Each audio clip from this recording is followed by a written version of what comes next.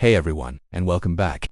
Today, we're diving into one of the most heartwarming and powerful stories in the entire Bible, the story of Ruth. It's a tale about loss, loyalty, and love that transcends all boundaries. It shows us that even when life feels bitter and hopeless, incredible things can happen when we choose to be faithful. So, grab a coffee, get comfy, and let's explore the incredible journey of Ruth and Naomi. The story starts in a tough place. A woman named Naomi, her husband, and their 2 sons leave their home in Bethlehem because of a famine and move to the land of Moab. While there, her sons marry to Moabite women, Orpah and Ruth. But tragedy strikes, not once, but 3 times.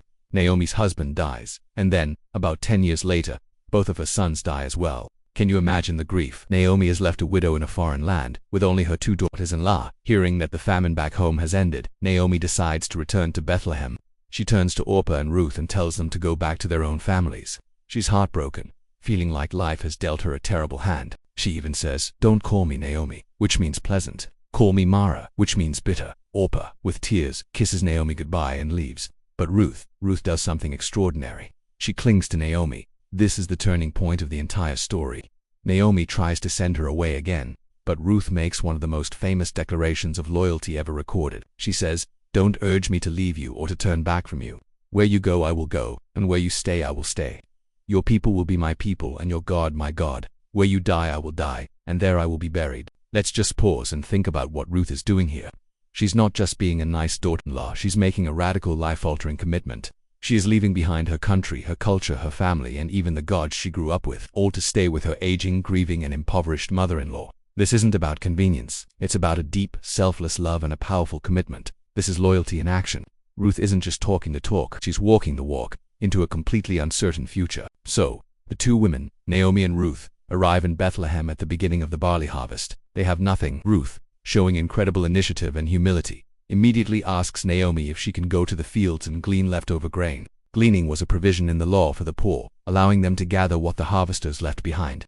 It was hard, humbling work, but Ruth was determined to provide for them both. And this is where we see divine providence start to weave its magic. It just so happens that the field Ruth ends up in belongs to a man named Boaz. Now Boaz is not just any landowner. He's a wealthy, respected man, and, importantly, he's a relative of Naomi's late husband. Boaz notices Ruth working diligently in his field. He asks his foreman who she is and learns she's the Moabite woman who came back with Naomi. He's already heard about her incredible loyalty. He's impressed. So Boaz approaches Ruth and shows her extraordinary kindness. He tells her to stay in his fields, where she'll be safe. He instructs his men not to bother her and even tells her she can drink from the water jars they've filled. This was way beyond what was required by law. This was pure grace. Ruth is overwhelmed. She bows down and asks, "Why have I found such favor in your eyes that you notice me, a foreigner?" Boaz's reply is beautiful. He tells her, "I've been told all about what you have done for your mother-in-law since the death of your husband, how you left your father and mother and your homeland and came to live with a people you did not know before." He sees her character, her selflessness, and he blesses her for it. He doesn't stop there. At mealtime he invites her to eat with him and his workers. He gives her roasted grain, more than she can eat. And he secretly tells his workers to pull out some extra stalks of grain from the bundles and leave them for her to find. Boaz is acting as a protector and a provider, stepping in to care for Ruth and, by extension, Naomi. When Ruth goes home that evening with a huge amount of grain, Naomi is stunned. She asks where Ruth worked, and when she hears it was in Boaz's field, a spark of hope is ignited. Naomi recognizes the name. She exclaims that Boaz is one of their Kinsman-Redeemers. A Kinsman-Redeemer was a male relative who had the responsibility to help a family in need, which could include marrying a widow to carry on the family name and keep the property within the family. Suddenly, Naomi sees a path forward, a glimmer of redemption from her bitterness. Following Naomi's wise guidance, Ruth continues to work in Boaz's fields through the barley and wheat harvests. The bond between them deepens as Naomi mentors Ruth, helping her navigate this new culture and a new hope. Then, Naomi devises a bold plan. She instructs Ruth to go to the threshing floor at night, where Boaz will be sleeping after a long day of work. She tells Ruth to uncover his feet and lie down. This was a culturally significant, symbolic act, a humble and risky way for a woman to propose marriage. Think of the courage this took for Ruth. She puts her complete trust in Naomi's wisdom and Boaz's character. She does exactly as she's told. In the middle of the night, Boaz wakes up, startled to find a woman at his feet. He asks who she is, and she replies, "I am your servant Ruth. Spread the corner of your garment over me, since you are a Kinsman-Redeemer." She is asking for his protection, for him to fulfill his role and marry her. Boaz is deeply moved. He blesses her again, not just for her loyalty to Naomi, but for her virtuous character.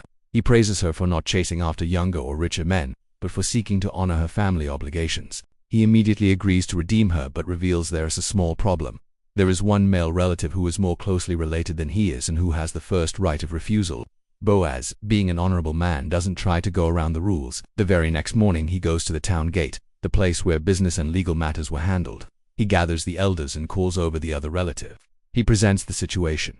Naomi is selling a piece of land that belonged to her husband, and this relative has the first right to buy it. The man agrees, but then Boaz adds the condition. On the day you buy the land from Naomi, you also acquire Ruth the Moabite, the dead man's widow, in order to maintain the name of the dead with his property. Suddenly, the deal doesn't look so good to the other relative. Marrying Ruth would complicate his own inheritance, so he gives up his right of redemption. In a public ceremony, he takes off his sandal and gives it to Boaz, sealing the deal. Boaz joyfully announces to the elders and all the people that he has acquired not only the property but also Ruth as his wife. The people at the gate bless them, praying that their family will be as great as the historical families of Israel. So, Boaz marries Ruth. This isn't just a happy ending to a love story, it's a profound moment of redemption.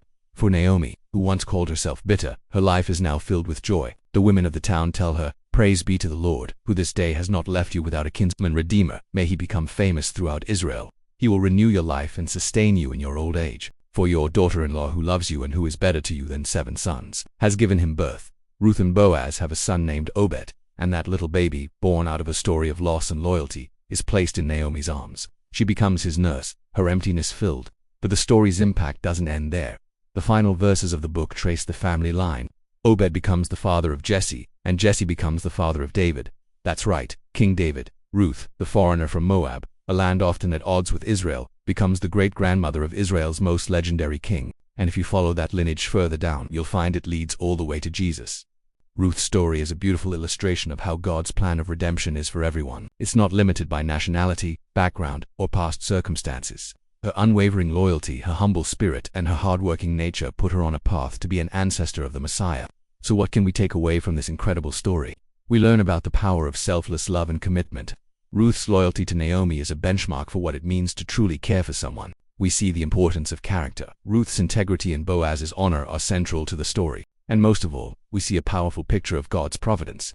In the middle of tragedy and despair, God was quietly working behind the scenes, turning bitterness into joy, emptiness into fullness, and a foreigner into a key figure in his redemptive plan.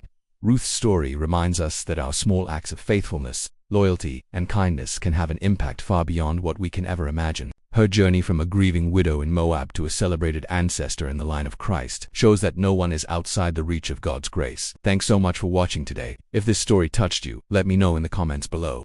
What part of Ruth's journey stands out most to you? Don't forget to like and subscribe for more deep dives into these amazing stories. See you next time and God bless.